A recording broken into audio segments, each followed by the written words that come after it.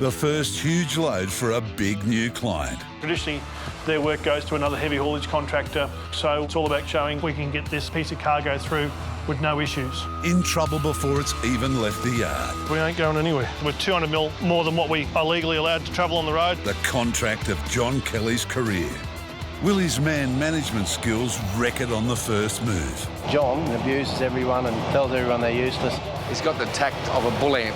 But there's another big delivery to take care of first. The biggest contract this company's ever seen, and I'm about to have my second child. I hope it's a girl. We don't need any more John Kellys. On the eve of the biggest day of his life, boss John Kelly faces a revolt at work and at home.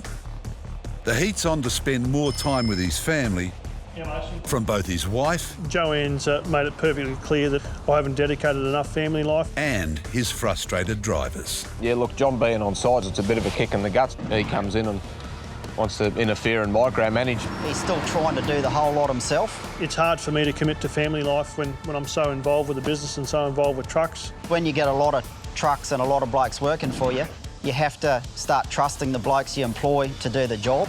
I can't let go at this point in time. You know, the business comes first, and that's probably one of my biggest downfalls.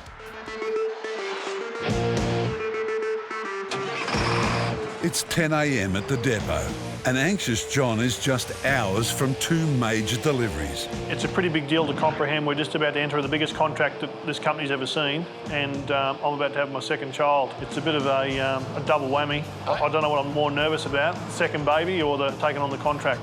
But first, John has another critical delivery to make, one that could land a lot more work if he gets it right. It's a Caterpillar 993 loader for a brand new client. The MegaTruckers have 5 days to haul it 3,400 kilometres from the manufacturers in Brisbane to a shipyard in Darwin. Weighing in at 138 tonnes, it's one of the biggest and highest diggers in the world. Traditionally, their work goes to another heavy haulage contractor that has a bit of a stronghold over this sort of work. To impress the new client, John has assigned his best man to the job, head driver Dave. John's reputation, his name's on the line. It's a thing worth $2.5 million. Well, the customer would be pretty dirty if it didn't get there in one piece. Dave's first step is to load the giant Caterpillar onto the trailer. But then John arrives. Despite a wife about to give birth, the boss can't help himself and takes over. First thing, we want to check the machine and make sure, A, it's the right machine. Nothing worse than putting the wrong machine on and transporting it halfway across the country. And don't laugh, that has happened before. 5.1 exactly. We want to make sure that the width the client has told us it's the right width, the height is correct. We've got no tolerance whatsoever with our permitted height, so if the machine itself is over 4.3 metres high, we're in trouble. Not even close. 4.5 metres high, because we ain't going anywhere. We're 200 mil more than what we are legally allowed to travel on the road, so now we've got to work out a scenario on how to get the machine back to travelling height. Changing permits can take 4 weeks. That's not an option. Time for a more ingenious solution. How much give will we get out of those tyres? We've got a $35,000 or $40,000 crane option to lift the machine and remove the tyres, which doesn't help anyone. Or we've got a $1.50 option, and that's letting the air out of the tyres. And we're letting down 4 of the biggest tyres you've ever seen in your life with 10s, would you believe? It works. Letting just enough air out of the tyres means John can reduce the height of the digger by 200 millimetres, and driver Dave can still transport it safely. Back at the depot, John is cutting it fine for his other precious delivery. We're busy on the work front, we're busy on the baby front.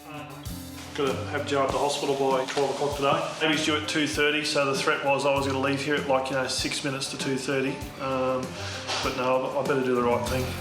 Joe's a very patient woman, but I don't think she's that patient. Good luck with everything. Thanks, phone. Bye-bye. I'm happy to see that he's sort of got some sort of normal life other than this. I keep John out of our hair a bit more if he's got to spend some bit more time at home. Yeah. That's one bonus out of it for us, I suppose. Good luck, mate. Thanks, mate. Wish you all the best. Thanks, mate. Hopefully we have a human being. I hope it's a girl. We don't need any more John Kellys. Driver Dave is on his way to Darwin to deliver a 138-tonne loader. It's a gamble for boss John not to have him on the $100 million contract. But out here, the head driver is in his element. I love this job. It's just being out there, just getting out there and doing it. And once you're out of town and you're out on that highway, you know, it's just so relaxing. You're cruising along, stick the window down and suck that big heap of country air in, turn the aircon off for a while. I wouldn't sort of change it. Dave and the team have a deadline to meet. But right now, they have a pressing problem. Nothing worse than getting 5 minutes down the road and we need to be pulling up again. Copy, Gaz. Copy, go, mate. I'll call the pilots up and let them know that we need to pull over. You want to pull up? Right, mate, mate. One that perfectly illustrates the challenges of life on the road. There's not many toilets out here in the bush other than nature. It's that time of morning and Judy calls. You haven't got the paper, have you? In Brisbane, the MegaTruckers are about to start the biggest job they've ever tackled. It's a 3-year contract hauling hundreds of components to a gas gathering facility. It's so big, new dad John can't keep away. Joanne and I had our second healthy baby boy, Joshua. Pretty exciting. He was born at about 3:15 this afternoon, so 4.5, 5 hours later I'm down here at the wharf trucking. When John turned up there, quite a few of us said to us, well, what the f is he doing here, you know? A couple of the boys turned around and looked real strange. Said, did you just have a baby? I said, yeah, 3 o'clock this afternoon. They just shook their heads. I think he was busting himself to get down there to make sure we were doing it properly. Before we've even done the job, we've probably spent over $10 million just in additional equipment to service this contract completely. So it's very, very important that we perform, especially on the first shipment. With head driver Dave on the road to Darwin, John will rely on the rest of his A-team. Veterans Brad, Keith and Fredo. Fredo was a bit of an icon when I was a real young bloke, 15, 16. He was a big-time operator. Fredo's old school. John likes to think he's old school, but he's a young fella. Hey, John's got a lot of ability. At the end of the day, you just can't beat years of experience. Fredo came to the organisation with all the experience in the world prior to even HHA even existing. So it was a pretty big deal. With so much experience and some mighty egos dockside, tonight's mega move was running perfectly well without the boss. You know, we'd handle the job for him. He knows we wouldn't let him down. He should really be with his family. Yeah, you just can't control everything that happens in a business this size. You have to rely on the blokes you got working for you. The end of day 3 to Darwin, and driver Dave's on cooking duty. Follow kitchen rules of master chef. This is the highway chef, mate. Bit hungry today. We've been eating the crutch out of a low-flying duck. We've got pork, steaks, bit of peas and carrots. Oh, good for you. Good for the eyes, they reckon. Bit of potato, bit of the old mash. A couple of secret herbs and spices, the old garlic. The old all-purpose. Yep. Puts hairs on your chest. Got a few of them. Share them around. Despite the jovial mood at dinner, Dave's aware of the challenges ahead. This machine, it's not only getting it loaded, it's making sure that we're doing the right thing all the way to Darwin. Tomorrow's D-Day, mate. Tomorrow's Catherine Weybridge. We'll see how we go. It's 6 a.m. and Dave's up bright and early for his moment of truth. Copy, Weybridge. Weybridge. His truck and trailer are about to be weighed. On the back is the giant loader destined for Darwin. This is a heavy load coming through. At 150 odd tonne on this platform, it's pretty big. You don't get many of them. The authorities have the ultimate power to stop the whole operation in its tracks, park it up, do not pass go, do not collect your $200, end of the line. Truck weight is vital on the hot outback roads, where surface temperatures can hit 50, turning bitumen soft. This loader, it was absolutely critical that the axle weights were bang on the money. If we're excessively over, it'll be parked and it'll be made to either unload it and get another trailer or try and shift the load to get it right. So, I mean, you're talking cranes, you're talking everything, mate. That can cost you hundreds of thousands of dollars having your equipment sit on the side of the road waiting for an authority check. The truck has scales on board. I mean, you know, they are a guide, they're not within 100% accurate. As Dave inches his truck onto the scales, there's something else weighing on his mind. It was only a few weeks ago, young Ryan was up there and he got knocked off. Driver Ryan was grounded when his truck was over its permitted weight at another station in the Northern Territory. So I try and lose 6 tonne. Yeah, we didn't go too well here. Getting him back on the road cost John $15,000. Ryan almost missed his deadline. Your heart's in your mouth, mate, like, especially when you start rolling on there and you see the lights, you know, to start weighing each axle. You're just thinking all the time, shit, what are they going to get me for today? We're just checking the permit to see if it corresponds with what he's applied for and what's legal. Remain confident, show no fear. Hopefully that works. If not, doghouse is out the back. If he doesn't comply, he doesn't go anywhere. Oh, come on in a bit, fellas. Move that tape in. He'll also be fined $1,000 for every tonne he's over. Very costly exercise, mate, if you get it wrong. Hopefully these guys will say it's all okay. So I'm just about over it. He's allowed 30 tonnes per axle group. Any heavier, that's a fine. And the entire job grinds to a halt. If it was any more than that, the bitumen hasn't got time to recover, and that's for you're going to get damage done to the roads, potholes, what have you, ripples. Hopefully these guys will say it's all okay. So I'm just about over it. How'd we go? Yeah, I went in the office and he had that expression on his face, and I'm thinking it's going to be close here. Right on, you didn't have much to spare at all. All right. Right on your weights. Lucky I drank all those beers last night, then I emptied the fridge out. Drained all the fuel. He said I just passed. 30 tonne per row. And as you can see, he's 29.8, 29.3, 29, so he's right up there on his weights. He gets to drive another day. Just. He's very lucky. When you get all the boxes ticked, mate, jump back in your truck and wipe the sweat off your brow and sort of just say, that's over, and just start cogging it out of there in a big hurry.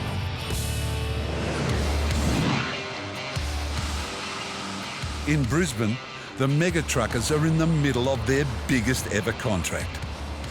We've worked all night to get the smaller crates off, so now we're in the big business. We're about to lift the first 2 big skids. And Boss John is out to impress his new client. Presentation's 9/10 of the law. That's what we try and strive. Every single piece of equipment in the fleet, the best presentation, the most immaculate gear we can run. Oh yeah, mate, we're all about the image down here. It's a big show. This is John Boy's 5 minutes of glory. The first of the big boxes weighs in at 140 tonnes. One of the major pieces of the puzzle for the gas project that's worth about, I think, $16.8 million, the larger ones. You know, just under $100 million worth of cargo we've loaded out today in the last 24 hours. We're dealing with some serious coin. That's only going to come 50 mil out this side, Brad. Yeah.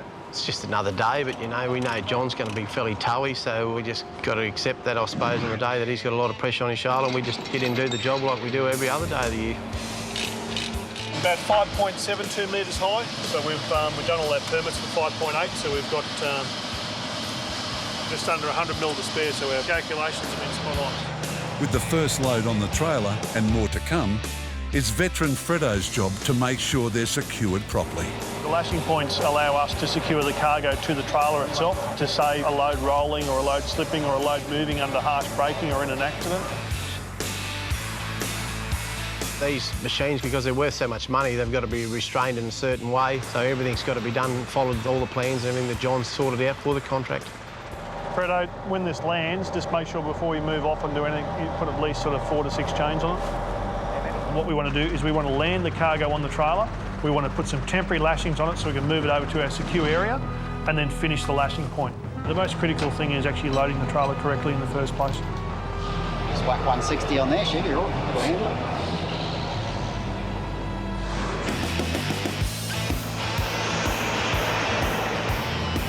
After his narrow escape at the weighbridge, driver Dave arrives in Darwin on time. Yes, mate, this is it.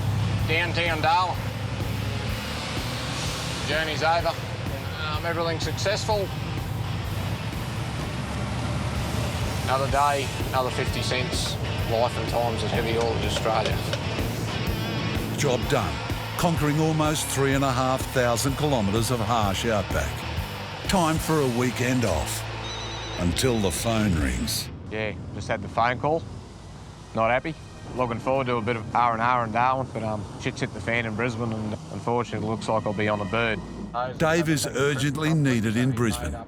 Boss John may have pushed one of his drivers too far. What drugs is that on? In the middle of the MegaTruckers' biggest contract, a crisis is unfolding. I was home in bed and I woke up and I see 3 missed calls from Fredo, and by the time I got over here, Fredo had already told John to stick it up his arse and left. On the way to work, I thought, this, I'm not putting up with this shit. We do have a couple of low bridges heading up this way, and there's a... Last night, it was Fredo's job to make sure the loads were lashed properly. John had a quick walk around and spotted that it wasn't quite 100% or how it was supposed to be done, and just absolutely went ballistic. Started giving Fredo some, and Fredo wasn't there to defend himself, which is probably the wrong thing to do. I heard back from the boys the next morning, and on the way to work, I thought, this, I'm not putting up with this shit. Sign on that JSA, please. So everybody. There was a bit of... Did you hear about that John went off last night? He said that the loads weren't lashed properly and he wasn't happy, and, you know, blah, blah, blah, blah. And then it got taken out of context that I was rubbishing Fredo directly, which wasn't the case at all. There was no yelling or screaming. I just cleaned my gear out of my truck, gave John my phone back and said, thanks very much, but no thanks. You don't trust anybody, so I'm out of here. I can't tell these fellas how to drive their truck. They know better than me. But... Everyone here has had me on one occasion or other saying, listen, this is how you do it, that's how you do it, that's not good enough, I expect this, slow down, whatever, you know. Whereas Fredo, you know, up until that time, we never had words. So it was very disappointing that he walked based on the fact that I probably gave him the most reins out of anyone in this organisation. You can go through half a dozen blokes, come and go, until you get one that sort of knows his shit and you know, will get in knuckle to knuckle with you with anything you do, you know. Fredo's just that type of bloke. He's a team player. That's why it's a bit sad that sort of it ended up like it did today. All right, let's go. Tonight is only a 35-kilometre journey, but down a key player, driver Dave on his way back from Darwin, and morale low, it'll be a tough challenge, especially when the boss still wants to micromanage. How can we go down to metre 50? I was just at 5'7". They just wanted to, because I had 5'6", at the front, 5'7", at the back. Permits at 5'8". You're not worried about them? 11.25, mate. You've got to be paranoid about absolutely everything that goes on a night like tonight, so the boys love to have their best game on and hopefully they do a good job. John Boy's a little bit up in arms, he's a little bit nervous as he is. He's like a pregnant father walking down when we start a new job, but he'll settle. As soon as we start going down the road, he'll settle down a bit.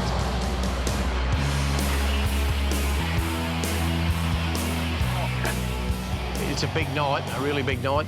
We've got to get it from the wharf to the storage yard, which is a mission on its own. Low bridges, power wires, traffic. You have a key operator go and you're one man down and the workload increases on everybody else. They've done a good job so far, so hopefully they can roll it out and everything goes according to plan. After 3 hours, the under-strength MegaTruckers make it to John's storage depot on the other side of the city. Yeah, the night went pretty well. Everyone was tired and John Boy was down there expressing his concerns and, as per usual, putting everyone off their game. I think the boys worked very, very well under pressure. I think they actually work even harder to try and prove me wrong. They did a sensational job, made really, really good time. All in all, they've done a great job. But the loss of Fredo is still raw. If you would have said just, boys, we've got to throw a few more chains on this, it wouldn't have been an issue. He's got the tact of a bull ant, so yeah, he needs to be slapped around a bit to get a few people skills in order. And he's got to learn to just, you know, he's got nothing good to say, probably just shut the up. The next morning, head driver Dave is back from Darwin to help unload the $100 million cargo. And he's not happy. We've all been putting in some big hours around here lately, and we just really didn't need to lose a guy at this point in time, especially Fredo, mate, with the amount of experience that guy's got. Timing of losing a couple of resources at the moment isn't exactly perfect, but boys have done a pretty good setup, so we're just short on a couple of guys at the moment. We're just that bloody busy with work and what's going on. At the end of the day, look, he just needs to have a bit more trust in his blokes, mate, in his men. John's one of these guys that will just launch at you, tear you another ass, rip a bit of skin off you, but 5 minutes later, it's all over. So if you just let John have his 5 minutes and let him get that shit off his chest, well, you just get on with it. But the boss is not backing down. I'm really nowhere with Fredo at the moment. Like, at the end of the day, the door's open. He's the one who shut it. He's a competent operator, and I don't need to chastise him about what needs to happen. And he knows that he will struggle to find, a crew like us to work with. So, but if he wants out, he's got out.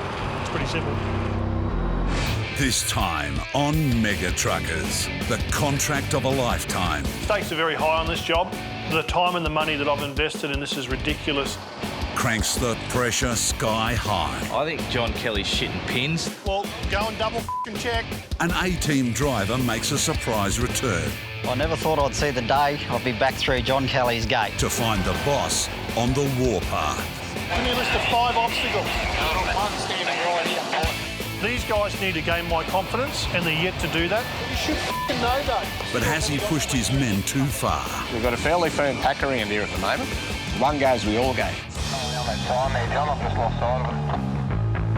My goal in life is to be the best of the best. At times it's a bit daunting, it's a bit hard to maintain, but under no circumstances will I let that slip. John Kelly has the best equipment and the best drivers, but he's only too aware of how much is at stake. There is a massive chance of failure, and every single cent that I have has gone into this business. It's all or nothing. So far it's paying off, but that can change by the day. If this business all fell over, it'd be like cutting my heart out of my chest. John recently won the biggest job of his career, a 3-year contract hauling a gas gathering facility over 230 moves. It's a deal worth almost $100 million, but only if he delivers on every move. The MegaTruckers are about to tackle only the second move of the new contract, but it's the biggest. 14 pre-assembled units, or PAUs, with massive weights, heights and widths, must be unloaded from a ship in Brisbane and hauled to John's holding depot. It's only a 35-kilometre journey, but it's littered with narrow roads and low bridges. A MegaTrucker's nightmare. 153, which is this unit here, 14.84 long. I'm stressing big time about this job. We've put our balls on the line and told our client and told the industry that we can do it and do it with ease. We're looking at widths between 6 metres and 8 metres wide. We're looking at lengths between 18 metres and 25 metres long. And we're looking at weights anywhere between 80 tonne to 212 tonne. This is your tricky one here, 158. Pretty much everyone in this company is involved. And 160 is the biggest bastard, it's 21 metres long. It's going to be like the HHA invasion down the Port of Brisbane. So normally moving 1 or 2 of these items is a massive deal over a 12-month period. We're going to move 14 of these units over 5 nights. It's going to be the biggest heavy haulage move ever attempted on the east coast of Australia for this size of cargo. John has drafted his best men for 14 moves that could make or break his empire. All hands on deck here today, trucks, people, some pretty big egos. Yeah, it's all happening here today. And one is making a surprise return. I never thought I'd see the day I'd be back through John Kelly's gate. But stranger things have happened, I suppose. On the MegaTruckers' last move, driver Fredo quit when John criticised his work. Okay, well, you're loading PAU 157, okay? Yeah, John went off the handles, started giving Fredo some, and Fredo wasn't there to defend himself. He's high stress, John. He likes to be there and telling everybody what to do, but I thought, I'm not copping this shit anymore. I hold a grudge for a whole 2.6 seconds, and it's good to see Fredo does the same, and we can move on. Every night there's something huge coming off the wharf. A bit relieved that he was back. But can John keep his mouth in check and keep Fredo on the team for this move? The MegaTruckers are about to see the 14 giant units for the first time. We've got some very, very detailed engineered drawings. From those engineered drawings, we've done some very, very detailed transport plans. But who's to say that someone's welded extra brackets on, or they've decided to use a bigger set of steel? You just sit there like a pregnant dad waiting for the hole to open up to see what's going to come out. If these dimensions change, we're in big trouble. Increasing the pressure, an audience will watch their every move. All the customers are there, and we had all the safety people there. We mess it up, we mud. Not many people will sing praise, but geez, the word gets around when you f*** them up, that's for sure. You sure it's 158? Well, that's what he told me on the plan. Well, go and double check. It's just disappointing when you've got 400,000 people here and you still need to give them direction. I think John Kelly's shitting pins today. You're down for 158, aren't you? He's already a little bit jittery.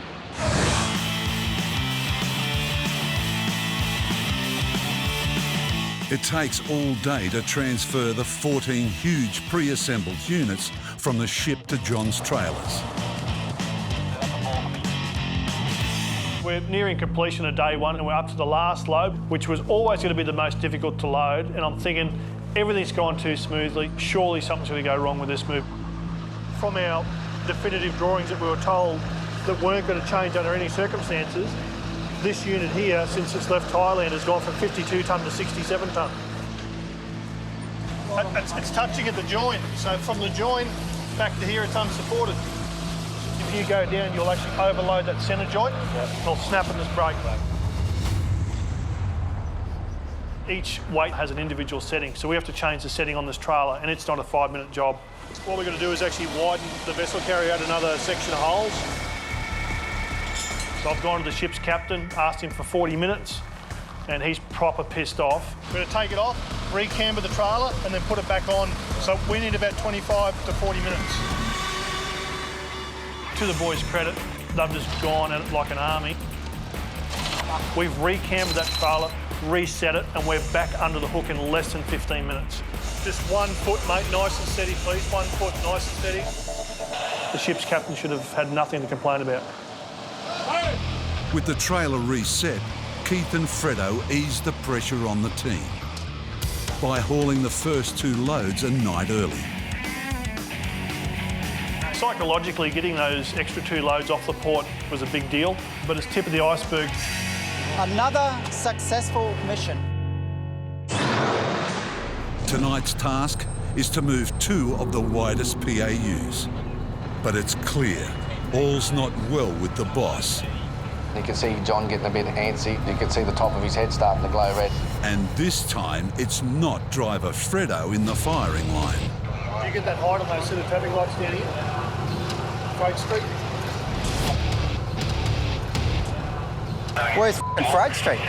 Has anyone put a height measurement on the set of traffic lights at Freight Street? It's my fault that I didn't do it. Well, you should know, Dave. What obstacles have you got between here and there? Give me a list of 5 obstacles. I'm standing right here. You don't know your job. I'm letting all you guys do your own job, and you can't tell me 5 obstacles. Check this, have you checked that? I'm not worried about that. I'm talking about hitting shit. He drove me f***ing nuts. We've had plenty of time to prepare, and it's disappointing for me to come down here and still have to bark orders to make sure they know what they're doing and it's perfect. Sort of like a coach before the State of Origin. Just the nerves that got him. These guys need to outperform me in what they do to gain my confidence, and they're yet to do that. So when I ask 5 people, can I please have a chainsaw tonight? No one brings a chainsaw. Are they good enough? I don't think they are yet, but they're improving every day. And you know, the day they meet my expectation, they will be able to take on the world. If he wants to be a driver, he should drive. Most of these blokes go with me. He'll have a lot of trailers to drive by himself. Yeah, with a bit of a knife at the moment with the intensity. The stress levels are high, especially with Dave.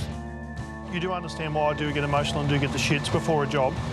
When I walk up to these guys, especially Dave Pansino, who's been here for 400 years, and asking for 5 restrictions, I bet you if I asked you for 5 restrictions between here and Darwin, you could give me 500. Come very close to me telling him to stick it up his arse and drive it himself. We've got a fairly firm pack around here at the moment.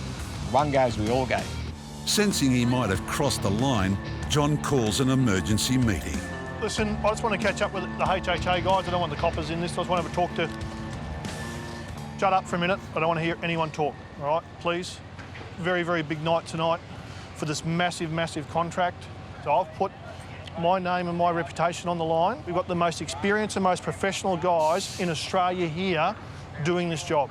I would lend my house on your ability, okay? So you guys need to give me that respect back. I don't give a if we're still on the road at 7 o'clock in the morning, right, and it takes us 12 hours to do a 4-hour job, as long as we do it professionally, safely, and we get there without any ups. And that goes for the whole duration of the contract, okay? And we ain't going to do it once. We ain't going to do it 2 times. We're going to do it 200 30 times. Okay? I'm trusting you guys with my life, with my company, with my livelihood, and I need you guys to perform. All good?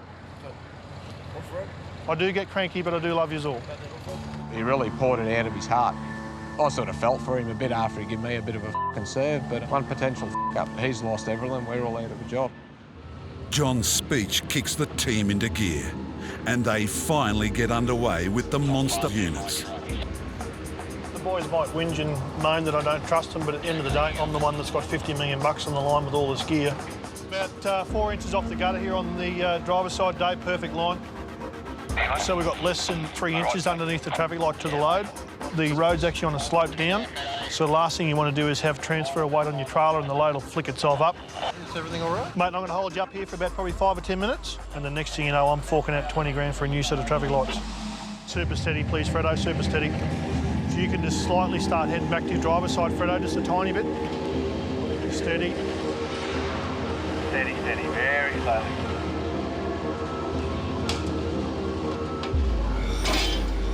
Big bits of cumbersome steel. Who the f would design this?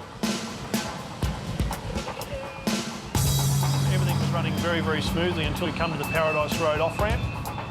Lance, you jump out and hold the tape for me, please, mate. So trying to fit a 7.1 metre wide load through a 6.9 metre gap is pretty challenging. Super f***ing tight.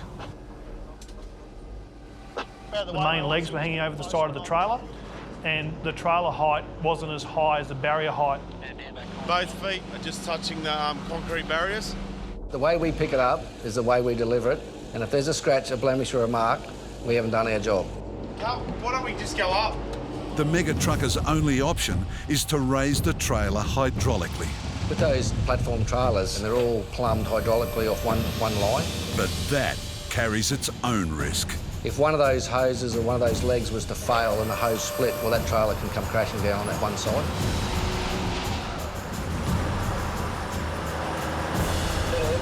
How much we got on your side, Brad? The last leg, mate, will be just hovering over the top. It'll be very close. I would have 1 inch. That's what we got. Hang on, Dave, stop. I'm looking at the left-hand side going, holy shit, we've got like literally a cigarette paper clearance under the barrier. So I've walked over the passenger side and we've got a cigarette paper on the passenger side, and I've gone, you've got to be kidding me. There's got to be an easy way to make money. Are you ready to go forward at that, Brad? Yeah, mate, yeah, I'm all good. Go forward.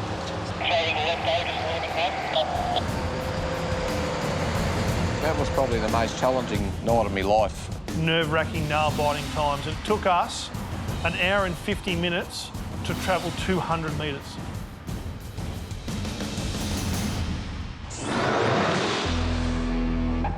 Night 3.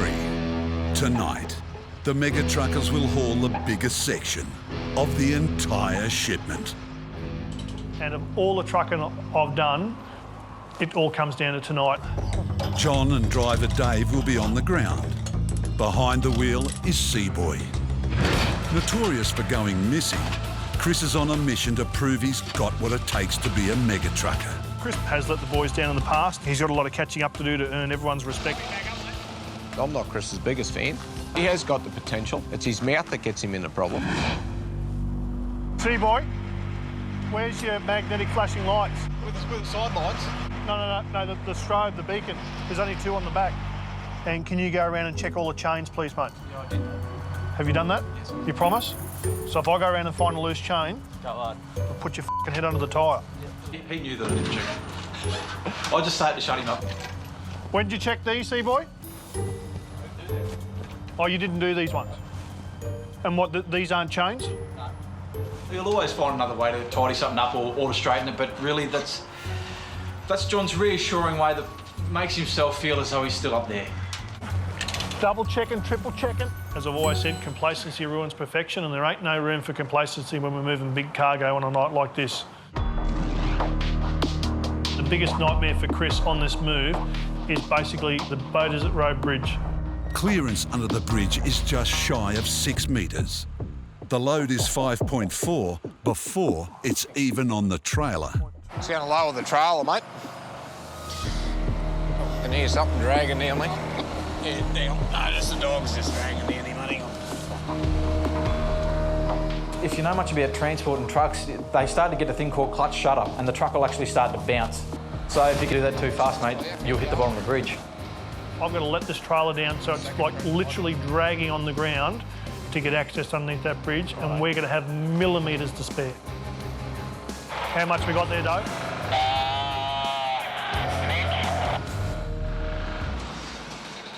Chris, I want 6 inches at a time, mate.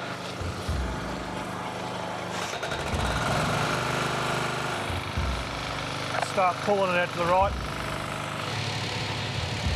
Stay on that line, Chris. That was awesome being able to come under that bridge there. That probably saved us a good hour and a half. I would have had an absolute cigarette paper underneath those beams in the road getting underneath there. The last thing you want to do is end up on Channel 9 News for the wrong reasons because you've got a load wedged under the bridge. The Seaboy's efforts tonight, he probably gets about 8 out of 10. For Dave to give him an 8 out of 10, that's probably equivalent of anyone else's 9.5, realistically. And I'd like to see any other 25-year-old guy be put under that pressure, under those conditions, and perform as well. Fact. I was proud of myself. I was glad that it all went so well. Bit of reassurance that I still had it in me, I suppose. It was good to have it all parked up safely. With the biggest PAU out of the way, Boss John finally unleashes the piece of equipment he's been bragging about for months. It's a bit of a momentous occasion in my career tonight. It's when we first get to put this Goldhofer to use. The Goldhofer is the most high-tech trailer in the world. It has a remote control function, giving it invaluable manoeuvrability and a staggering load capacity of 45 tonnes per axle. Now, I've put my balls on the line in a very, very big way and taken a massive risk in investing so much money in the product. It cost John $6 million. He spent another $40,000 just to have it painted Heavy Haulage Australia blue. But he won't be the first person to haul it. That honour goes to veteran Brad. John's out there like a proud dad with his chest out there because he's told the world that he's invested $6 or $7 million in these trailers. We've had them at our camp now for a couple of months and we've been building them and making them and breaking them. We've got to make sure that we've plumbed them right, they stand up, they don't fall over, and just hopefully the night will go well. Can you come back hard over to your right, Brad? Hard as you can, please. Brad's very, very experienced, but he's never towed this Goldhofer before in a loaded situation. It's going to be a big night. For it not to work or to fail us or let us down in any way, it's going to be a $6 million lemon sitting in the corner of a yard, I dare say. You got tail swing to spare back on the driver's side, Brad. No one knew how it was going to handle, and John was there, and he was up my ribs from start to finish. Biggest concerns for Brad tonight is not scratching my new trailer. That's rule 101.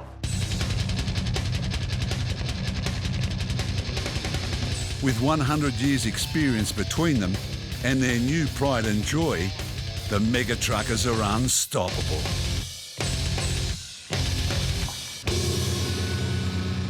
Had a good run, a real good run. This Goldhofer trailer is very predictable and effectively cut an hour off the time tonight.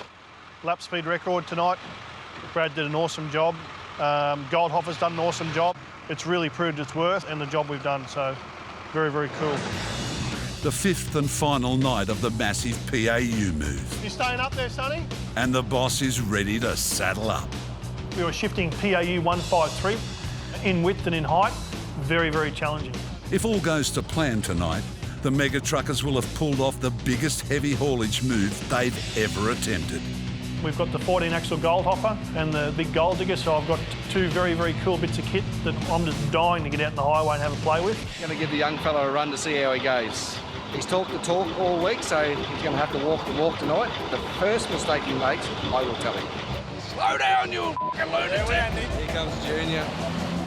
Wild horses would not keep me out of driving that truck tonight and moving this last load, and beyond everything, beating Brad's record time.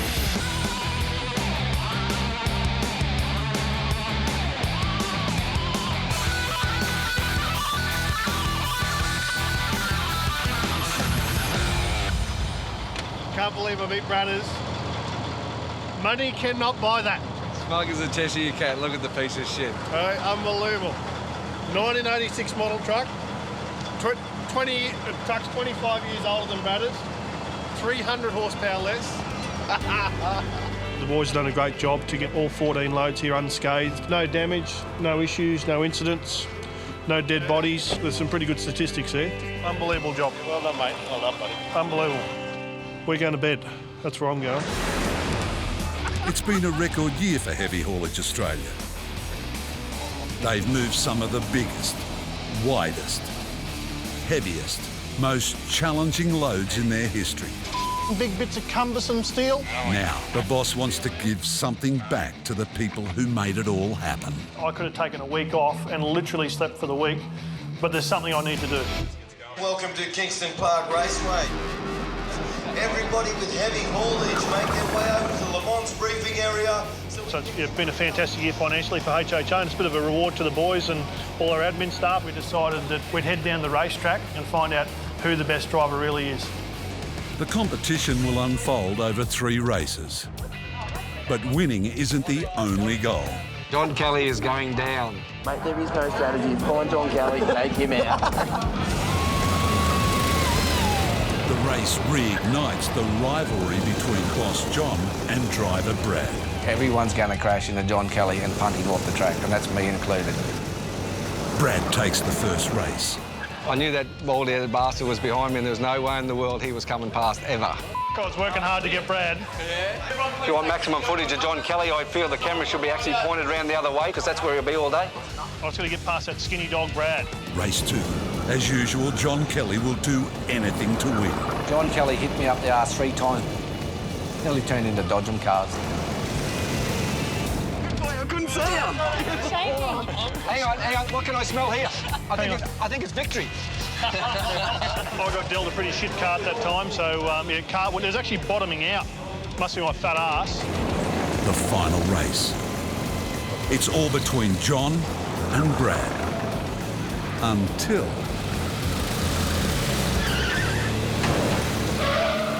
We both overcooked it. None of us could take the corner properly, and he started to slide, so I just give him a Liberace. It was like a big Daytona crash. Yeah. Oh, yeah. How you going, everyone? Thanks for coming today. It's our first annual Heavy Haulage Australia Drivers Challenge.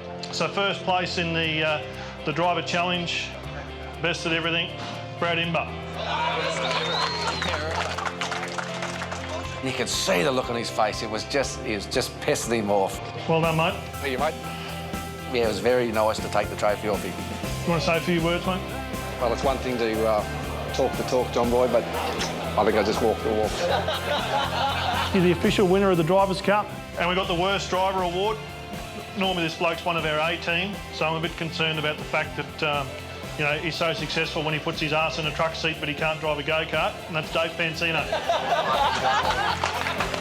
I don't know what's going on there. Like, I drive this buggy around, I can't be that bad of a driver. Dave Pancino can drive a truck, that bastard, but absolutely useless in a go-kart. John Kelly doesn't mind being a loser on the racetrack. But in the heavy haulage game, it's a very different story. If you've been impressed with what you've seen, you ain't seen nothing yet.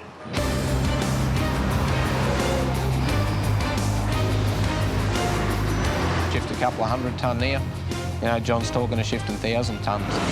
The cargo's going to get bigger, the challenge is going to get heavier, the stakes are going to be higher. This business is all about making money, looking good and rising to the challenge. John Kelly, he's 32. He's got another 30, 40, 50 years to piss people off in this industry. Who knows where he ends up? He could end up on Mars moving space shuttles around. Who knows? Bring it on. Bring it on. Bring it on. Bring it on. This time on MegaTruckers, 2 drivers tackle an epic trip to Tasmania and run into problem Ryan's stuck at the bottom of the range. I'm at the top of the range. A major spanner in the works. after problem That's what's left of a blown tyre. after problem. We have a 300-tonne problem here in Melbourne. If we miss this boat, might be on 20 grand an hour. An emotional debut for the boss's painstakingly restored Mac, The most important category to me would be the best Mac category. dedicated to the man who made him a MegaTrucker. If the breaker could take that trophy away, that'd just be icing on the cake. But one wrong turn Where are they going? and it could all end in tears. It's a race against the clock. It'd break my heart not being able to be judged. That would not be cool. Heavy haulage is a tough and uncompromising industry, especially for the equipment. Despite this, boss John Kelly is obsessed with having the best-looking fleet in Australia. People look at me and just think, what is this guy doing spending these hundreds of thousands of dollars on these trucks? And we send them out in some of the hardest country in the world. No good being the richest bloke in the graveyard. You can go out there looking good and have a bit of fun, or you could just be a miser and drive white trucks. You know, as far as I'm concerned, fridges and washing machines come in white. Spending millions pimping his trucks obviously gives John the right to show them off. We've actually been invited to a truck show in Casino, which is northern New South Wales. It's the first truck show they're holding in Casino. We're keen to take a couple of trucks down and show off. The intention was to take 3 or 4 trucks down there, and a few more of the boys have been keen to come down, so we're actually taking 9 trucks down. I don't think Casino's going to know what's hit them. John will drop 70 grand showing off his fleet at the truck show, but his hopes are riding on one very special rig. The breaker, which is a new Mack V8 value liner that we've just painstakingly restored, is dedicated to my late grandfather, old Frank Smiler Nyland, who was a massive inspiration in my life, and he had these trucks and they were like brand new. I cut my teeth in one of these old V8 value liners back in the day, and as soon as I seen it, I thought it was too good to put to work. You know, it's a truck that's very, very close to my heart. Brings back a lot of good memories of when I first started out in trucking. There's 36 individual trophy categories. The most important category to me would be the best Mack category. If the breaker could take that trophy away, that'd just be icing on the cake. Showing off is one thing. John's still got a business to run. He's entrusted young gun Ryan and veteran Mark to haul 2 giant diesel locomotives with a combined weight of 130 tonnes. It's our first job that we're doing for Tasrail, very big client, very, very safety conscious. So it's a big deal to show that we can perform. This tray weighs a whopping 65 tonne. That's why you wear a hard hat, wear all your reflective gear, and you've got to be cautious. The mission is to haul the locomotives 2,200 kilometres from Brisbane to Tasmania. Ryan and Mark have 4 days to reach Melbourne, where they're booked on a supersized ferry to cross the Bass Strait. If they miss the deadline, it will cost John tens of thousands of dollars waiting for new permits and the next crossing. We can't afford f***ups. They're just a bit of a no-no around here. So the pressure's on, yeah.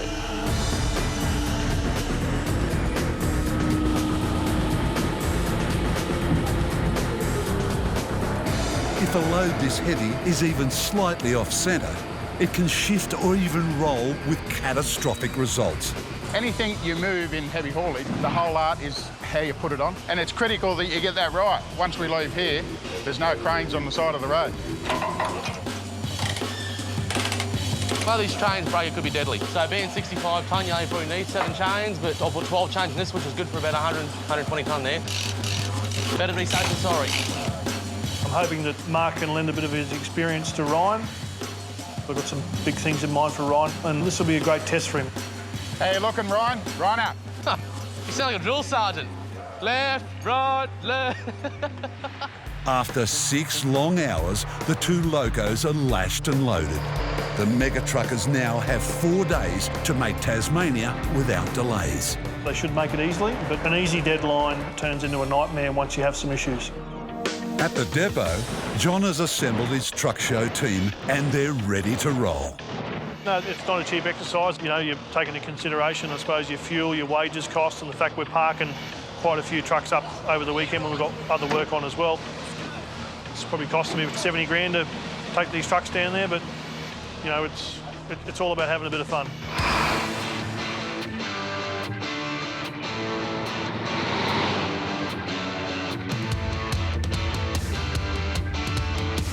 Belting down the highway, looking back in the mirror and seeing these 8 cool trucks forming a pretty cool convoy. Pretty proud moment. I don't think there'd be 9 cooler trucks in the nation. The guys loved it, absolutely loved it. Thundering down that road as part of that convoy. They just got a fat on.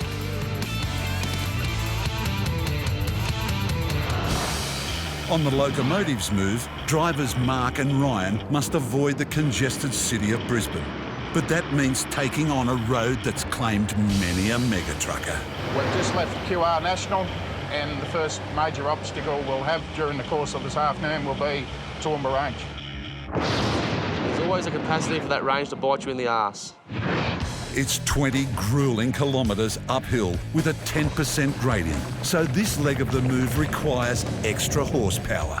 A muscle truck. Attached to their own big rig, it should add enough grunt to get them safely to the top. The plan is simple. Haul Mark's truck up first, then do the same for Ryan. Once at the top, the drivers should have a clear run south, away from the major cities, until Melbourne. Phase 1 goes to plan. But just as Mark makes it, there's chaos. I've been pulled up the top and now there's another heavy vehicle that's broken down halfway up, so Ryan's stuck at the bottom of the range. I'm at the top of the range. It's thrown a major spanner in the works and not good. One of our competitors dropped a gearbox and shut the whole range down to any oversized traffic. Then the day goes from bad to worse. The pull truck that brought me up has blown a radiator hose, and before he can go back down and get Ryan, he's going to have to go and get that repaired. No pull truck, Ryan stranded, and a ferry to catch. The MegaTruckers trip is in tatters. Down the range. Get that broken down one. Yeah, one broken down truck, and this is what happens. Causes dramas for hours on this range. Before he can rescue Ryan, Pete the puller must clear this 165-tonne crane. To do that, he's called in a second pull truck.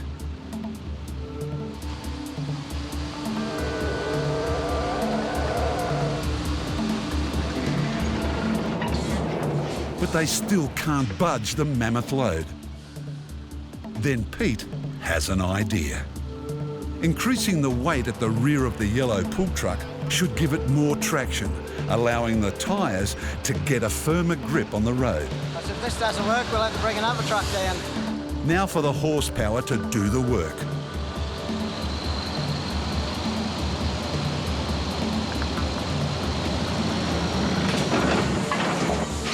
Or not.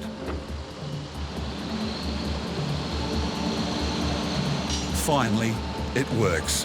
After 6 hours, the breakdown is cleared. But it's not quick enough for Ryan. It's getting too late, it's getting too dark. Okay. So Just ring Pete the puller and... yeah, I'll let him know. I've got the range tomorrow morning. Well, leave at 3 o'clock. To the pub. What a joke. 260 kilometres south, John and his truck show team hit the town of Casino. Pole position here in the main street with the trucks. Bit of a mini truck show before we even start. Time to have a shower and saddle up and go out for the night. The boys have got some plans on partying on long into the hours, but you know, polishing comes hard when you've been on the booze all night. We want to win some trophies tomorrow. I think the Mac that John's just done up, the value liner, I think that'll go well. We don't win best fleet. It's definitely rigged. I think we're in for a good chance tomorrow, but the boys are out of the blocks pretty quickly here tonight.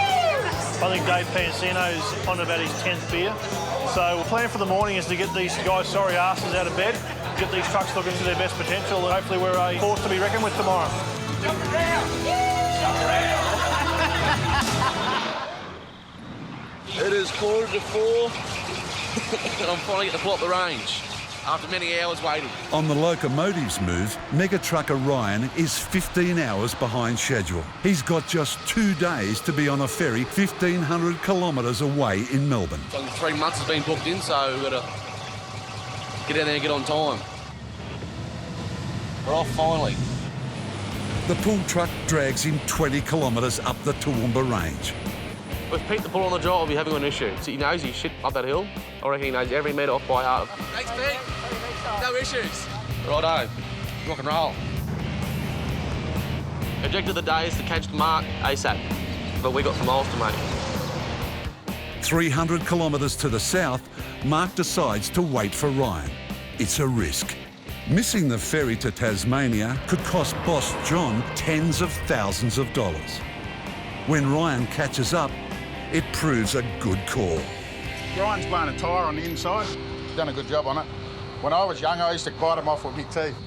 Have a bit of a play in the mud and the blood and the dirt and the grease. That's what's left of a blown tyre. Just gonna have to drop him straight down, mate, like that. Some oil lines. as one of the greatest backs ladies you'll ever see in the heavy haulage industry. Looking for an escaped gorilla. The result is now that today we're hours behind schedule. We have a boat to catch in Melbourne. Basically, we're up against it. The morning after, the night before in Casino. Yeah, they're all up, all fine. Well, yeah, they're all up. She was a bit of a show in there last night, yeah, that's for sure. Pretty wounded today, I can tell you, yeah. The Casino Truck Show actually kicks off with a massive parade through town. So the plan is to get up bright and early, basically get in the parade, ready to roll out through Casino. The drivers aren't the only ones struggling to get going. Jumped in the breaker to get us started, and traditionally a truck has got an electric start, like in your car, whereas an old Mack uses air propulsion on its starter. Unfortunately, all the money you put into fixing that truck, we've still got an air leak. No air, no start. I went through my bag of tricks, found a few fittings, got an air hose and everything together and kicked her in the guts. So we fire the old trusty gold digger up. The gold digger gives the breaker CPR. We're back in action. I saved the day again, even with a hangover. We were flying blind. We didn't know whether we're going to be only 10 trucks turn up. It'd be pretty embarrassing if it's a 15-truck show and we bring 10. We didn't know if 3 people were going to line the streets. We've rolled out, there's over 100 trucks here. And there's over 500, 600, 700 people lining the streets. Absolutely amazing. Pretty proud moment then driving down the street, seeing everyone sort of wave and we're tooting our horns. You can have as much money in the bank as you like. You can, nothing beats the feeling of driving through a convoy looking cool.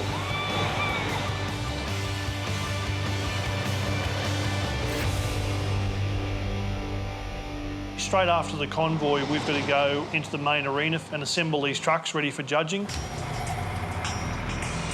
Bit of spanner in the works. One of the boys has taken a wrong turn. Next thing you know, we're in the back streets, don't know where we are. Oh, where are they now? Where are they? And this is a small country town. We can move 500 tonne across Australia, no dramas, and we can't find the field for the frickin' truck show. It's now a race against the clock to make sure we get the entry forms in for the judging. It'd break my heart coming all this way and not being able to be judged. That would not be cool. 780 kilometres south, it's a 4:30 a.m. start for Mark and Ryan. The breakdown and the burst tyre have left them hours behind schedule. Handbag. Come on, it's daylight. We've got to go. Yeah, what? Get up. No. Time to go. I need my beauty sleep. Doesn't work. Miles to make, so you need to get your ass out of bed. Their ferry leaves Melbourne in 14 hours. Ahead is an anxious 800-kilometre drive. We're about 100 k's behind where we wanted to be. Nothing at all can go wrong today. Not one thing.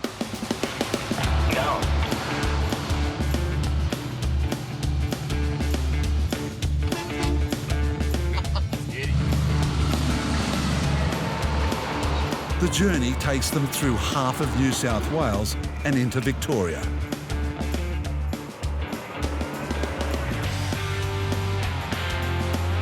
It's a relief when Melbourne's skyline finally comes into view. We've got about 2 hours up our sleeve. It'll take us about another hour to get over to the wharf area. I've been assured by my good boss in Brisbane that it's daylight saving down here, so we had an extra hour up our sleeve. I don't know how he figured that.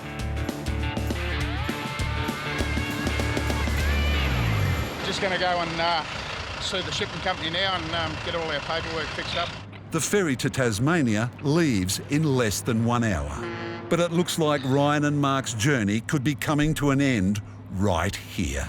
We'll just give John a call and put him in the loop as to what's going on. I dare say he's not going to be very happy, but we'll do our best. John Kelly. Yeah, John, Mark, mate, how you doing? How you going, bud? Good.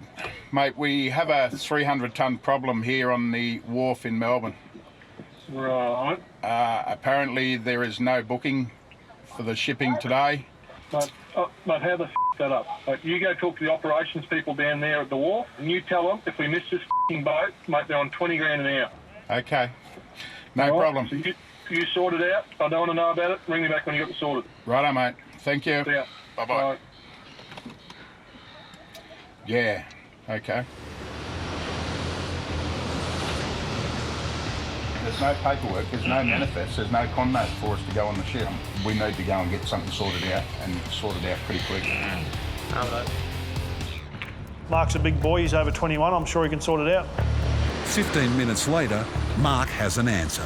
To the shipping company's credit and our shipping agent in Tasmania, to their credit, they've made a bit of room for us, so we'll just get these wharfies to move a fair bit of stuff around now in the back of the ship to get us on. Let's go to Tasmania.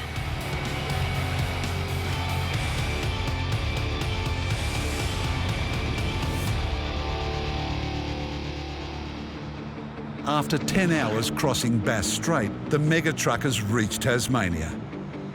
It's been a marathon move through 3 states. But before they can deliver the locos, there's one final inspection. So the boys are going to deal with a whole new set of authorities, the Tasmanian Road Authority. They're just making sure that we're within the guidelines and everything's okay. The authorities in Tasmania are really strict on our widths, on our lengths, on our heights. They're just not using the sort of loads down there. If it's wrong, we could be here for some time until we get it sorted. But the loads aren't the problem. It's the yellow and red warning signs. The trailers have them, the prime movers don't. You don't need them in any other state of Australia, not like we go to Tasmania every week. I've had bloody police escorts in, you know, Western Australia, Northern Territory, South Australia, whatever. No one's ever said a word to me. So they've fined the boys a whole $60 per truck for something as trivial as that. Let's go down and unload, get those bloody things on. In Casino, John and the team finally find their way to the truck show. We literally pull in with 3 minutes to spare, park the trucks up. It's a race against the clock to make sure we get the entry forms in and all our trucks are in for the judging. We've got the judgment forms in by the skin of our nose. It's about them we've had a look around and realised there's over 100 trucks here, and there's some pretty cool trucks amongst them. That's probably going to give us a pretty good run for our money. And I'm thinking, it's a pretty big job cleaning 3 or 4 of these trucks, but it's a stupid big job trying to clean 9 of them to get them up to that standard. So I'm sort of half regretting bringing 9 trucks down. The boys are massively under the pump to make sure these trucks get absolutely pimped out to the max. The judges are being very, very thorough, and I'm thinking, I hope we're ticking all the boxes, and I hope we've done our homework, and I hope the boys have had the polishing rag out in the right spot. So pressure's on.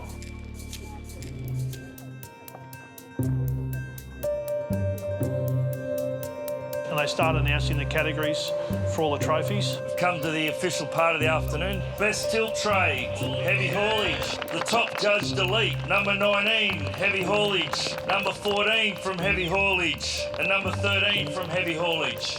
We're winning a couple of categories, but I'm hanging out for that best Mac category. Today is just all about the breaker. That's all I'm thinking about. And it's clear to me that the mongrels are keeping the best Mac to last. They must know that I'm champion of the bit.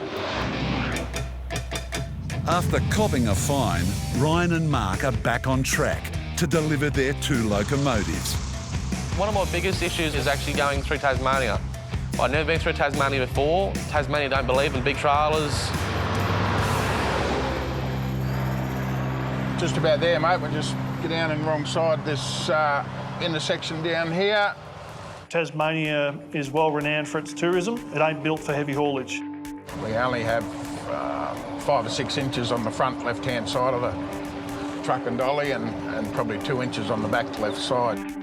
The infrastructure around where these guys have to drop these locos is very, very tight. What happens if we mess it up? We do major damage. We won't have a lot of rooms under here.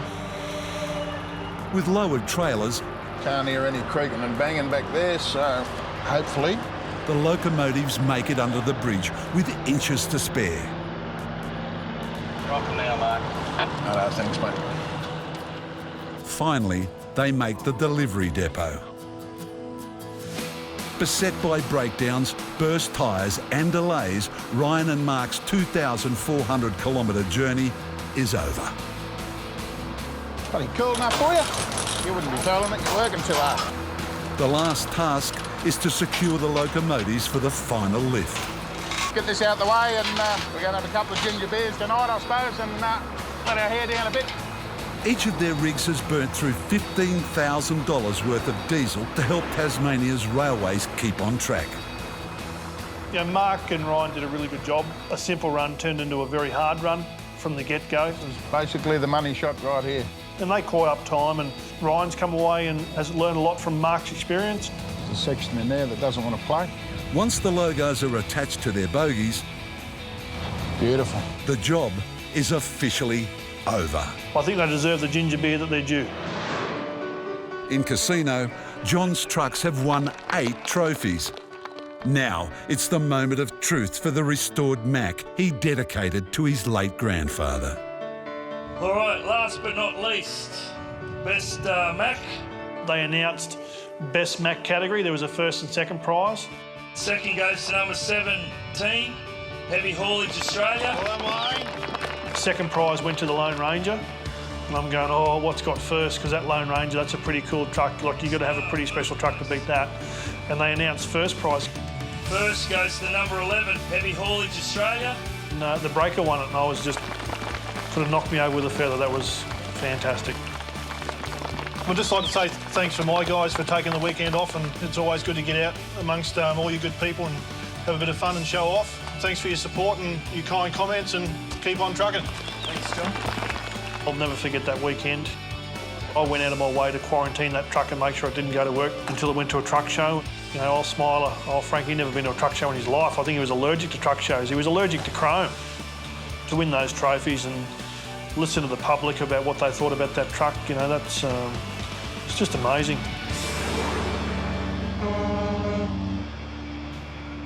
On MegaTruckers, one of the toughest moves ever attempted. If you're not a pilot, if you're not a police officer, you're not directly in contact with a load, I don't want you within 500 metres of this load. The eyes of the world are watching us. Taking almost 200 tonnes through suburbia. This is going to be close here. Steady, steady. And across one of Australia's toughest mountain ranges. I am shitting myself. Really only get one go at this. Pushes the MegaTruckers Like a bull at a gate this morning. I don't need any looking at my truck, mate. I want you to look at the trailer. to breaking point. I tell him how it is. If he doesn't like it, he can get some other to do it. On the outskirts of Brisbane is John Kelly's trucking empire. He hauls some of the biggest loads to places few thought possible.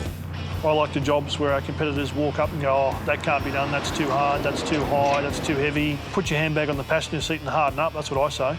John's had a saying, mate, often challenged, never beat. That's how this place runs. Everyone raves on about ice road truckers. You know, ice road trucking isn't hard. They carry general freight across the ice. I like to see them move 200 or 300 tonne, 8 metres wide and 8 metres high across our terrain here in Australia. We like to stretch the boundaries to the limit, absolute, and that's our gig. To constantly break new ground, John has a team of 15 elite truckers, and he's not shy at keeping them in line. You're there to move heavy shit. You're not there to conduct Melrose Place with your mates on the road. He does push the limits, Randy. Pushes the blood pressure too.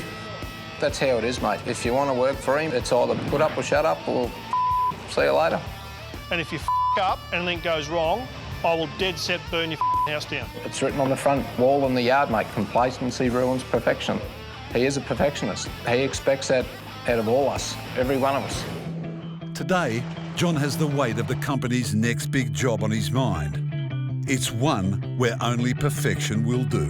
It's a 200-tonne item that is going through some of the most treacherous and dangerous roads in Australia. So these guys need to realise there's no room for f***ups. The MegaTruckers' mission is to move a gigantic $65 million autoclave for the mining industry from northern New South Wales to the port of Brisbane. 23 metres long, 6 metres wide, and weighing a massive 192 tonnes, this load is bigger than a blue whale, the largest creature on Earth. At first, John was denied permits because the move is so potentially dangerous. But he spent the past 14 months persuading authorities otherwise. This will be The largest load in history to go up the Pacific Highway, and you've got the eyes of the world sort of watching us to make sure that we comply and do all the right things. We're just going through a bit of a preliminary sort of drive to check out the major obstacles en route. The first challenge is to move this monster load out of the town of Coffs Harbour by night. It's critical that John and his team get their transport plan right. At 6.1 metres high, this load could tear down power lines and black out entire suburbs. This is an infrared wire measuring device. It measures basically the lowest wire in sequence. We've just come up with a measurement of 5.62 metres high, and our load's going to be 6.1. So at a minimum, that wire has to be lifted 600 mil. 4.8 metres. How the f do they get away with that? These blokes should be f***ing hung.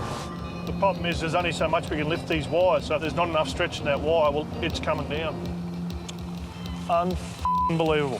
So that's 1.1 metres under regulation height. Just coming out of the Coffs Harbour city limit, we've got 188 power lines to negotiate and over 23 low bridges to make sure this load passes under safely. 595, mate, it's going to be tight. We might need to put a bit of Vaseline on top of the load. This is going to be the mongrel bastard bridge. They can hydraulically lower the 6.1 metre high load during the move, but only by 30 centimetres. The Pacific Highway, which is the main highway we travel on, has in excess of 500,000 vehicles travel on it per day. So we basically block that highway up, and we're blocking 500,000 people that can't get to and from work or to and from their destination. After a morning of high tension, John decides to unwind the MegaTrucker way. And I thought, what better way to expel a bit of stress and head straight to the racetrack. These pricks are insane. There ain't no way in the world you'd strap me to one of these ice picks, send me down the track at 350 miles an hour. You can basically bring any vehicle down here. You can race your remote control car down the track if you want to. So I thought, oh, cool. We'll get in the big Peterbilt and the big superliner and show them how to burn some coal.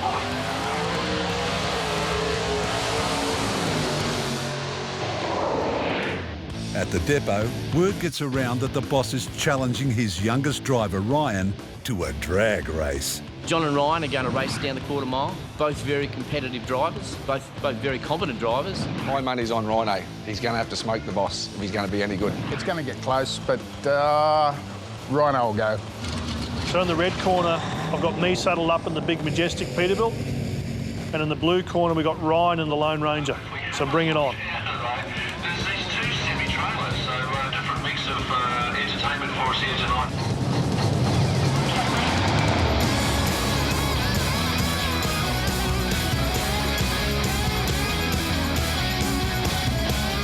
John and Ryan rip through 15 gears in just over 20 seconds. But a bigger rig and years of experience give John the winning edge over the young gun.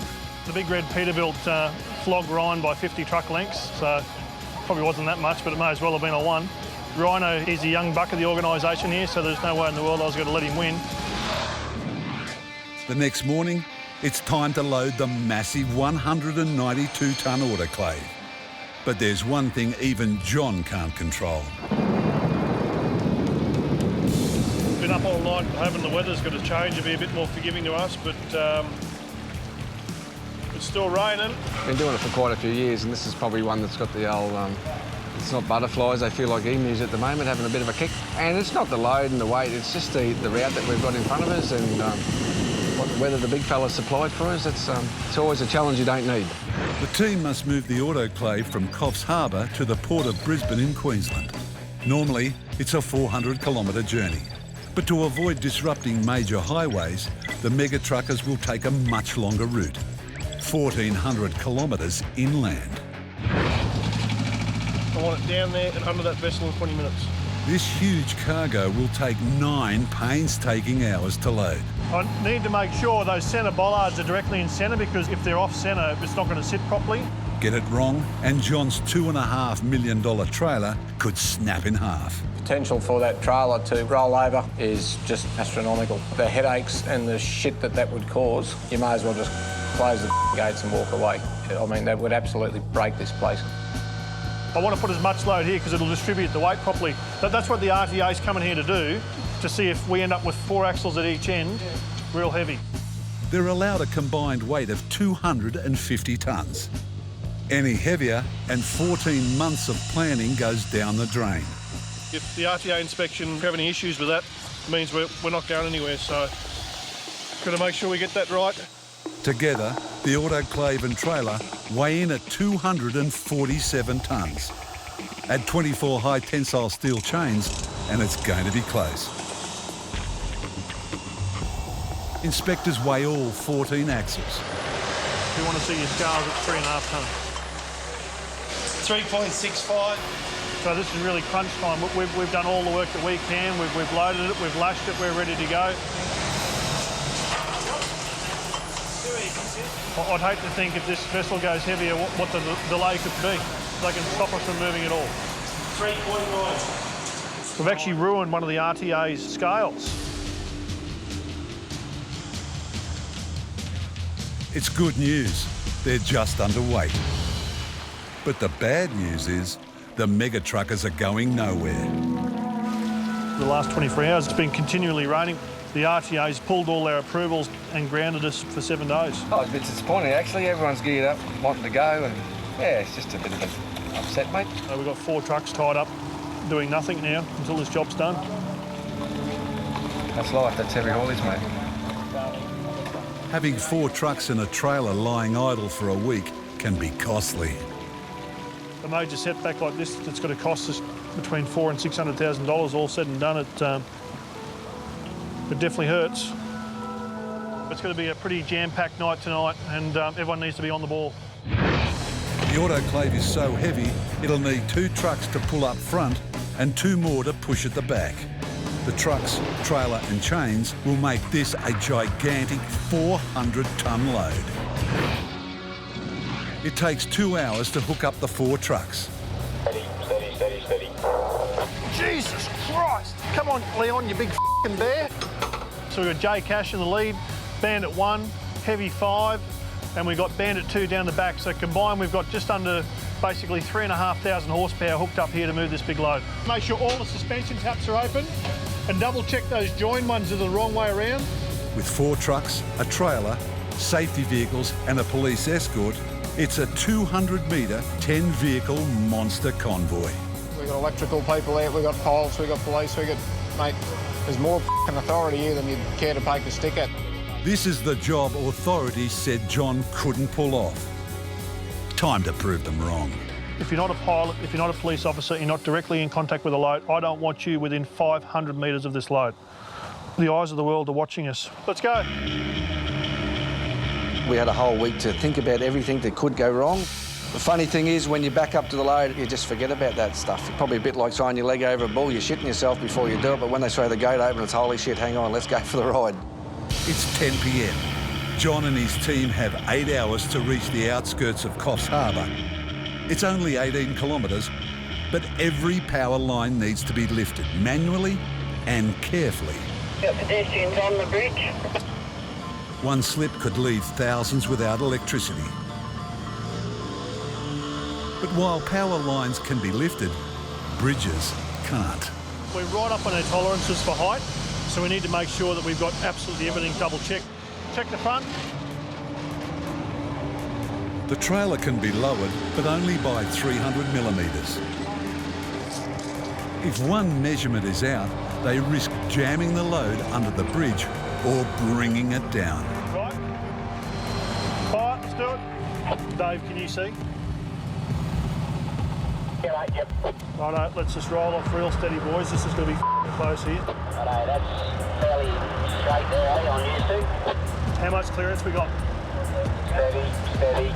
Bear in mind the ring is higher than the front section, so you're looking at the rings or you're looking at the tank? What do we got down the back there? Talk to me. Talk to me. Yeah, about 4 inches, lifting lugs are under. Steady. You're out there, Johnny, if you just want to hold him straight, mate. Spar straight. Last ring is under. Vessels, clear the bridge. It's taken 1 hour to move just 100 metres. Up she goes again, mate. Be plenty of this tonight. Up and down. I don't mind a bit of in and out, but this is a bit more up and down. It's a long night lifting scores of power cables. Get the next one. Scraping under more tight bridges. Have a look at the chicks over there. If it's going to up, I hope it up right here. And negotiating road signs. Are we down the back door? Yeah, mate, we're just going to clear it. Just touched it. Finally, they make it to the city limits, bang on their deadline. Some hard stuff out of the way and got some more hard stuff to go yet. Well, that's the easy bit. Shit bits tomorrow. Night 2, and the MegaTruckers crawl through another town and another challenge. It's slow, painstaking work. Problem is all these overhead trees, mate, and wires. There's a lot of services, mate, that are actually tangled up in the trees, so need to be very careful that if we grab a branch, we don't pull someone's services down. Nice and steady, mate, and we might leave that big branch up there. We can't do anything about it, Dave. We'll get rid of that now, mate, before we go any further. Tonight, things are tense between John and his right-hand man, Dave. I told him about that bloody tree hanging down there, but for some reason he's in like a bull at a gate this morning. He had plenty of room to go to the right-hand side, but... Anyway, mate, he's steering, I'm only on the ground, so that's how it is. The tail swing, David. I don't need any looking at my truck, mate. I want you to look at the trailer. I'm looking at the trailer. Just worry about what you're doing. It's fine down here. I don't give a mate. I'll tell him how it is. If he doesn't like it, he can get some other to do it. I've got no dramas. After threading their way through Grafton, the MegaTruckers reach their next hurdle. Originally, the RTA denied all permits on this load because of the Jack Adgery Bridge. I had to get an independent engineer to come out and survey the bridge. That cost me $80,000, and the survey report confirmed that we could actually get the whole convoy across, but under very strict guidelines. 10 k's an hour, no stopping, no braking, hang on to your seats. I've seen some big heavy haulage moves where bridges have collapsed because people have miscalculated weights. I hope that the engineer knew what he was talking about. I reckon this bridge is absolutely maxed with this load on. I waited on the other side and John called me up and says, what are you doing over there? I'm not coming up with you in case you end up in the drink. Pretty nerve-wracking times. Normally when you've got a load on by yourself, you give yourself probably 19, 20 metres and know your back of your trailer's off the bridge. But with a load that stems over 120 metres, I was right up the front and I was well off the bridge, but it doesn't mean you're in the clear, you know. The bridge could have still broken, the two back trucks and the load would have went and would have pulled us backwards anyway. Looks right back here. Luckily for John, his engineer was spot on. Day 3. The MegaTruckers reached the part of the journey they were all dreading. The Gibraltar Range is a big deal to drive up there in a car with a caravan, let alone a load that's 23 metres long, just under 200 tonne, and with 4 big trucks swinging off it. With a 13% gradient, the climb should take 7 long hours. We've been up there in the past and it hasn't been too bad with 2 trucks. I mean, we've got 4 trucks, we've got cops, pilots, just everyone. It's a hairpin bend that actually went back on itself, and from the top side of the road to the bottom was 800 millimetres of fall. So it was not only the incline that we had to pull, it was sideways movement, and it was quite a scary thing. It's critical the team calibrates the trailer to compensate for the camber on this corner. Get it wrong, and the sheer weight of the autoclave could be enough to see it roll down the mountain. It's probably the most crucial point of the whole trip itself, so I am shitting myself. Just going to set the trailer up a couple of angles here and just go nice and steady to the approach, mate. But really only get one go at this. At the end of the day, I mean, I've got 4 blokes' lives basically in my hands. What do you got? I've got 1.50 metre. Right, let's go gently, nice and gentle.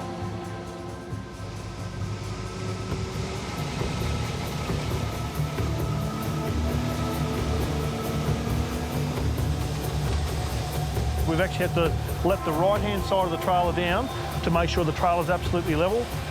You get your measurements wrong or your calculations, that load and everything with it is gone down that hill. See you later. It's show's over. Been there at 7.5%. 13.3. I'm sitting there shaking my head going, I should have bought a bakery. John's 4 trucks will suck up $1,000 worth of diesel on this corner alone. All good. Still plenty on the right. How's that looking through that corner there, Dave? Yeah, good, mate, good. I've got to say, it was probably one of the most scary adrenaline-pumping rides because one mistake and it could have been the end of HHA, financially, everything. Because if it failed in the middle of that Gibraltar range, she was all over. We'd be stuck there for months. But just when they thought they'd beaten the worst part of the entire move... It's saying battery power lost to the key. It just turned itself off. I was going to turn it over, all right? Here's my prized possession leading the convoy and it's just shit itself. What is wrong with the... Goodbye.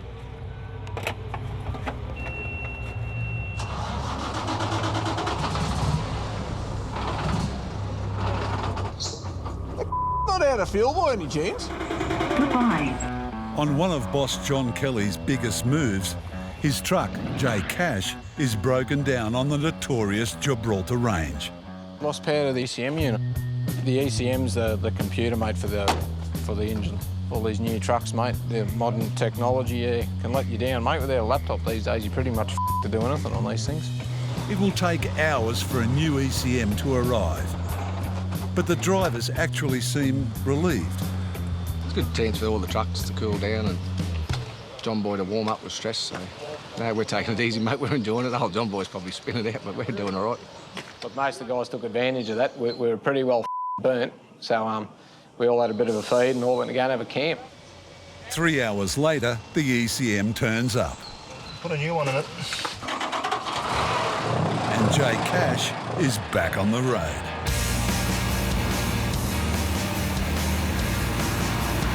Today was hard work dealing with that range, and I'm sure that the people that designed these trucks and trailers had no idea what we intend to do with them when we put them out in the field to do these crazy things that we do. We were ahead of schedule and everything was looking great, but it's going to be a very, very long run today to get to where we need to be.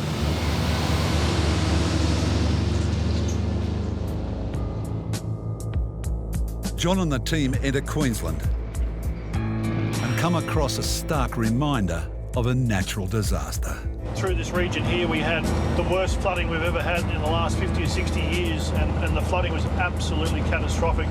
It's washed half of this road away in certain sections. There's only fragments of these massive, massive bridges left. So we had to devise a plan, and basically that plan included making the side tracks to the bridges and making the side tracks suitable to take a load of this size. There's $300,000 there that we've spent to ensure access to this load.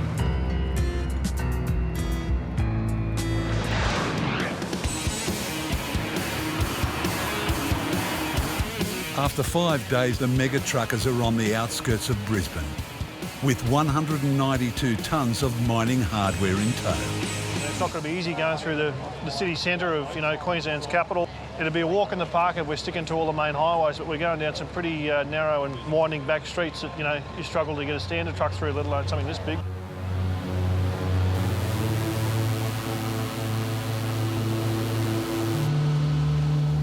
It's again painstaking, with scores more power lines and low bridges.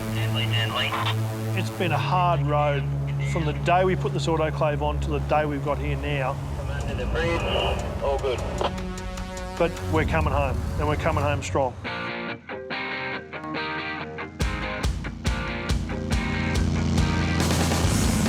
Can you believe the shit we've gone through just to get this bloody load to here? This job has been 14 months in the planning. We've had every hurdle thrown at us, and we've just had to absolutely dig our heels in. It's a great feeling that we're on the home stretch here now and delivering the cargo for our client. But there's one final obstacle no one predicted. What the f***'s to go with the gate?